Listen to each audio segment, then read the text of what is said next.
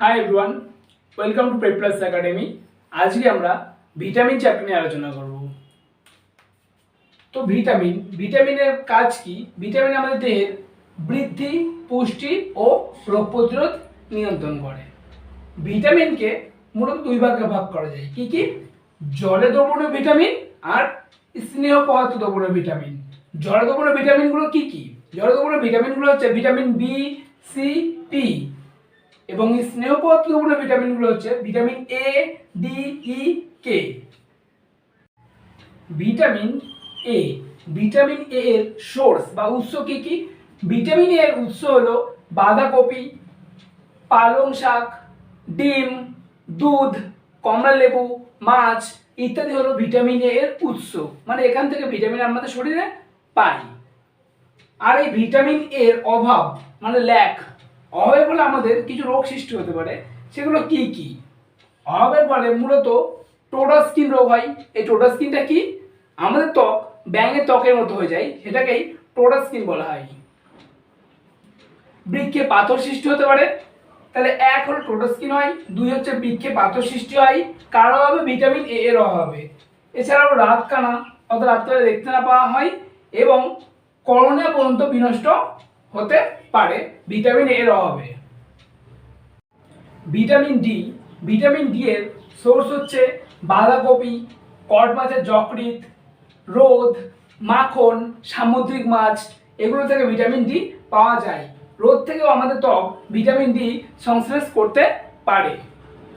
অভাব, vitamin D এর অভাবে যে রোগগুলো হয় সেগুলো মূলত রিকেট বাচ্চাদের, বড়দের অস্টিওম্যালেশিয়া, এছাড়াও অস্থি এবং দাঁতের গঠন ব্যাহত হয় ভিটামিন ডি এর অভাবে। ভিটামিন ই এর সোর্স হচ্ছে লেটুস শাক, মটরশুঁটি, অঙ্কুরিত ছোলা ইত্যাদি। ভিটামিন ই এর অভাবে যে রোগটা হয় সেটা মূলত বন্ধ্যাত্ব এবং ভ্রূণের মৃত্যু। ভিটামিন কে এর সোর্স হচ্ছে আলফা শাক, শুকরের যকৃৎ নিষ্কৃত তেল, বাঁধাকপি, পালং শাক ইত্যাদি হলো ভিটামিন কে এর উৎস বা সোর্স। ভিটামিন কে এর অভাবে যে রোগ হয় তা মূলত ভিটামিন কে এর অভাবে রক্তদঞ্চন অর্থাৎ রক্ত জমাট বাঁধতে ব্যাহত হয়। তাহলে ভিটামিন কে এর অভাবে রক্তদঞ্চন ব্যাহত হয়।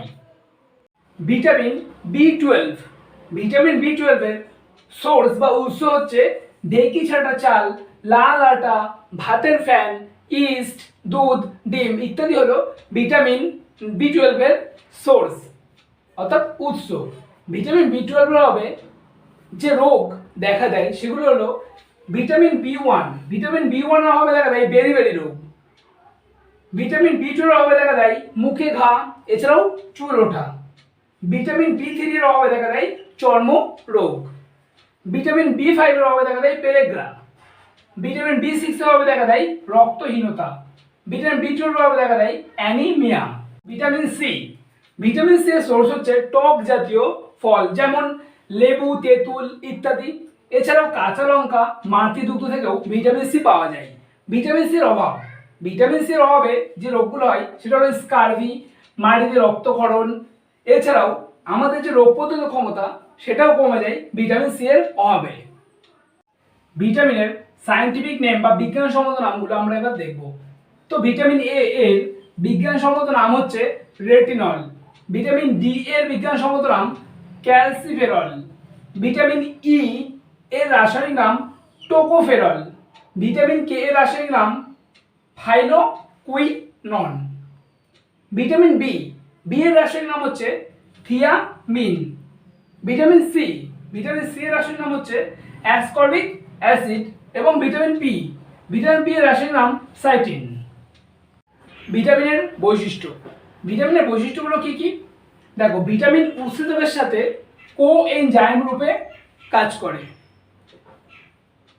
ভিটামিন বিপাক ক্রিয়ায় নষ্ট হয়, কিন্তু মনে রাখতে হবে যে পচন ক্রিয়ায় নষ্ট হয় না। জীবদের তাপশক্তি উৎপন্ন করে ভিটামিন ডি আমাদের শরীরে খুব অল্প পরিমাণে প্রয়োজন হয়।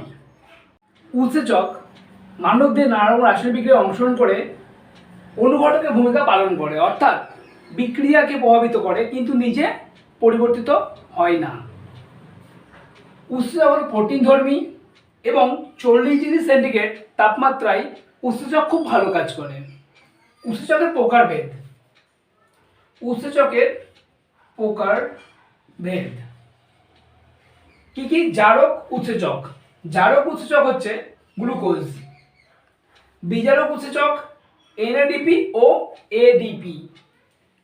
প্রোটিন ভক্ষক উৎসেচক। প্রোটিন ভক্ষক উৎসেচক হচ্ছে পেপসিন ও ট্রিপসিন। শর্করা ভক্ষক উৎসেচক। শর্করা ভক্ষক উৎসেচক হচ্ছে অ্যামাইলেজ ও টায়ালিন। এবং ফ্যাট ভক্ষক উৎসেচক হচ্ছে লাইপেজ। ভিটামিনের কিছু এক্সট্রা শর্টস আমরা এবার দেখব। মেটাবলিজম। মেটাবলিজম কোথায় ঘটে? কোষের সাইটোপ্লাজমে। ম্যাক্রো এলিমেন্টস মানে যেগুলো উদ্ভিদের বেশি পরিমাণে প্রয়োজন হয় পুষ্টির জন্য, সেগুলো কি কি? কার্বন, হাইড্রোজেন ও অক্সিজেন। এগুলো হলো ম্যাক্রো এলিমেন্টস মানে বেশি পরিমাণ প্রয়োজন হয়। স্বভোজী পুষ্টি কাকে বলে? স্বভোজী পুষ্টি হলো যেখানে সে খাদ্যের জন্য নিজের উপরে নির্ভরশীল, অন্য কারোর উপর নির্ভরশীল নয়, সেটা হলো স্বভোজী পুষ্টি। যেমন সবুজ উদ্ভিদ। সবুজ উদ্ভিদরা নিজেদের খাদ্য নিজেরাই তৈরি করে। পরভোজী পুষ্টি, এরা মৃতের উপরে নির্ভরশীল। পরভোজী পুষ্টিতে এরা মৃতের উপরে নির্ভরশীল, যেমন ছত্রাক কিসের উপর নির্ভরশীল? মৃতের উপরে নির্ভরশীল। পরজীবী। পরজীবী পুষ্টি হচ্ছে পোষকের উপর নির্ভরশীল, অর্থাৎ অন্যের দিয়ে বসবাস করে। যেমন ফৃতাকৃমি, ষণ্ডলতা, এরা খাবার উৎপন্ন করতে পারে না, পোষকের দেহ বা অন্যের দেহের উপরে নির্ভরশীল করে এরা খাবার সংগ্রহ করে, সেটা হচ্ছে পরজীবী। আর পরভোজী হচ্ছে মৃতের উপরে ডিপেন্ড করে খাবার পায়, সেটা হচ্ছে ছত্রাক। আর মিথজীবী হচ্ছে মিথজীবী পুষ্টি হচ্ছে যেখানে দুটি জীব একে অপরের উপর নির্ভরশীল, সেটাকে বলা হয় মিথজীবী পুষ্টি। যেমন উদাহরণ হচ্ছে লাইকেন। জল। জল খাদ্য নয়। সুষম খাদ্যে 6টি উপাদানই বর্তমান থাকে। কয়টি? 6টি উপাদানই বর্তমান থাকে। উদাহরণ দুধ, ডিম। অন্তঃকোষীয় পরিপাক। অন্তঃকোষীয় পরিপাক দেখা যায় অ্যামিবার দেহে।